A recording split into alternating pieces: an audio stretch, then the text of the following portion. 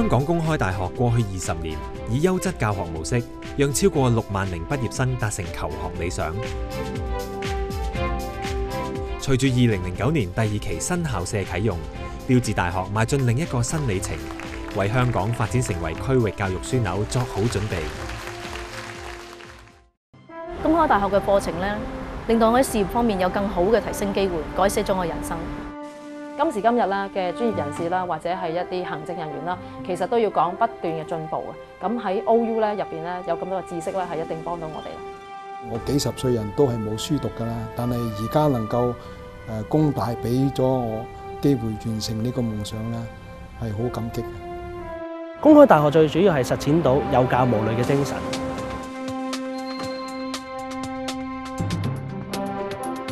過去20年嚟，香港公開大學秉持有教無類嘅宗旨，為立志追求高等教育嘅人士敞開學習大門，實現求學嘅夢想。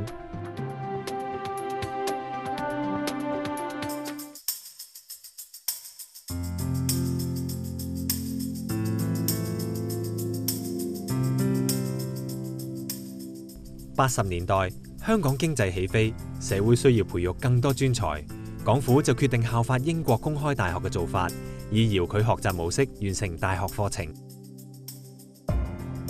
1989年5月，香港公開進修學院經政府立法正式成立，更開創先河，不設入學門檻。學院一開始招生就收到超過65000多份入學申請，令當年冇機會升學嘅人士夢想成真。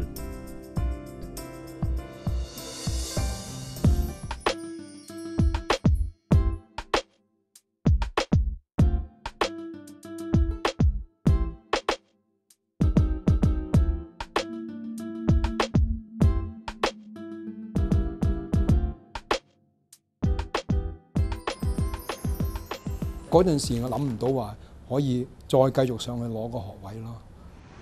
工大嗰個有教無類嘅宗旨係做得正確噶啦，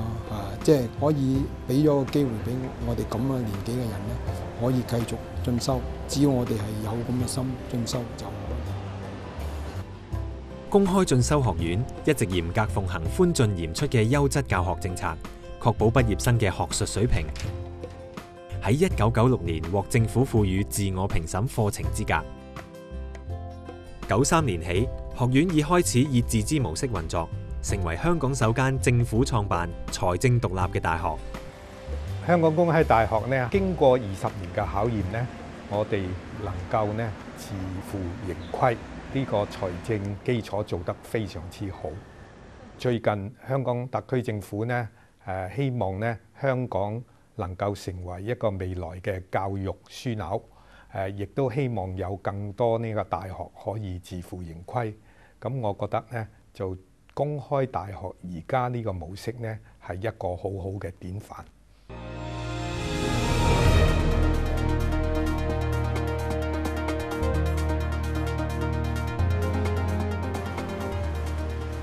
1997年5月，立法局3讀通過，學院正式升格為香港公開大學，成為香港首間主要採用遙距教學方式嘅大學，學術水平得到國際認同。我哋1989年係一個進修學院啦，由1997年正式經過立法嘅程序咧，做咗一個正規嘅大學。咁因為咁咧，所以認可性一定有。譬如咧，我哋啲畢業生啦，去到無論喺政府或者企業、私人企業嗰度做事咧，或者咧係去其他香港嘅大學咧，去再讀咧，做研究生啊，或者碩士、博士咧，亦都係冇問題。甚至乎咧，去到外國有名嘅大學讀呢個研究生等等咧，亦都係冇問題。即係從一個學術性方面咧，亦都係有好肯定嘅認可。公開大學自創校以嚟，一直實行累積學分制。喺冇時間限制下，學生只要取得足夠學分，就可以獲頒授證書、文憑或者學位資格。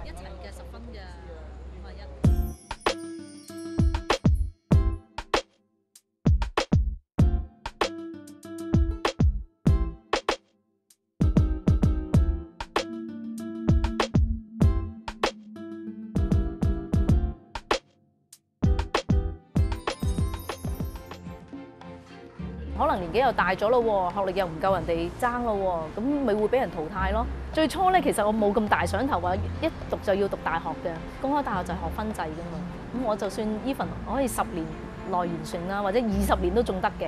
咁起碼我自己覺得安全啲咯。香港變咗係一個知識型嘅社會啦。以前工廠可以靠勞力，但而家咧要講知識，咁個個都需要自己去增值。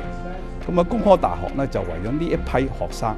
尤其好多咧已經係在職嘅學生，就提供一個機會咧，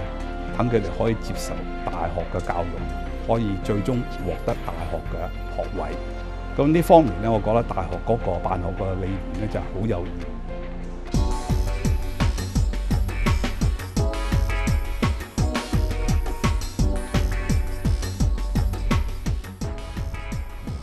為咗配合香港嘅長遠發展同埋年青人嘅學習需要，公開大學於2001年推出首個全日制面授副學士課程，其後於2003年再開辦全日制學士學位課程，確立全面普及同埋多元化嘅學習模式。現時公開大學約有19000名學生，其中全日制學生就有逾5000人。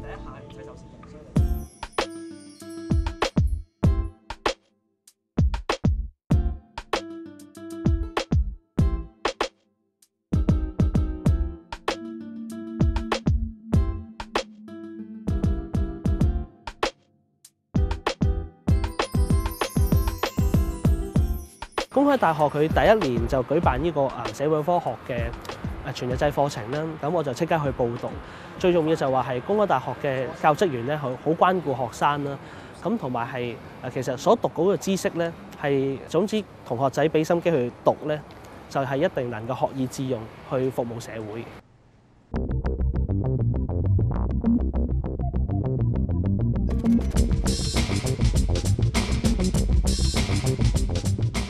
由創校開始，公開大學除咗遙距學習模式，亦有利用公眾電視平台播放教育節目。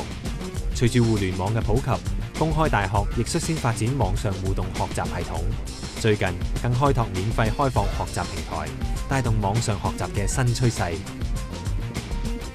踏入21世紀，公開大學進一步突破傳統遙距模式，推出融合遙距、面授同埋網上教學優點嘅混合教學模式，為未來大專教育開拓新方向。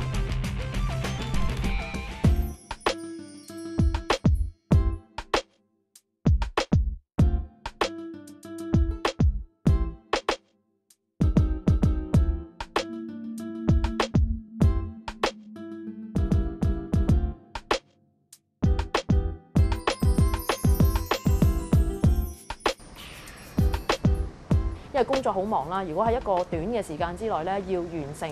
成個 master course 咧嗰個課程咧，係即係對我嚟講係好困難。咁但係 OU 咧，佢哋而家講一個混合式啦嘅學習嘅模式咧，咁我睇咗呢個模式咧就覺得好適合打工咧，就變到創業啦，去到今日嘅成就。咁我真係要多謝 OU 幫到我哋公司即係今時今日嘅發展咯。公開大學善用科技，開創出突破時空界限嘅教學平台，令覆蓋面超出香港。2003年，公開大學喺深圳設立辦事處，正式開拓內地嘅教育事務，為國家培育更多未來棟樑。另外，公開大學亦推出多個切合社會發展需要嘅課程，為社會各界人士提供進修嘅機會。公開大學過去20年不斷努力，秉承有教無類嘅宗旨，成為一所財政獨立、提供優質靈活教學嘅大學。展望未來，公開大學將繼續追求卓越，喺高等教育領域扮演更重要嘅角色。希望咧，以後嗰10多年咧，就可以達到一個咧，香港無論係政府資助或者係自資嘅大學咧，個水平都同等，亦都係有咁認可，可以大家一齊合作，為香港嘅高等教育做多啲事。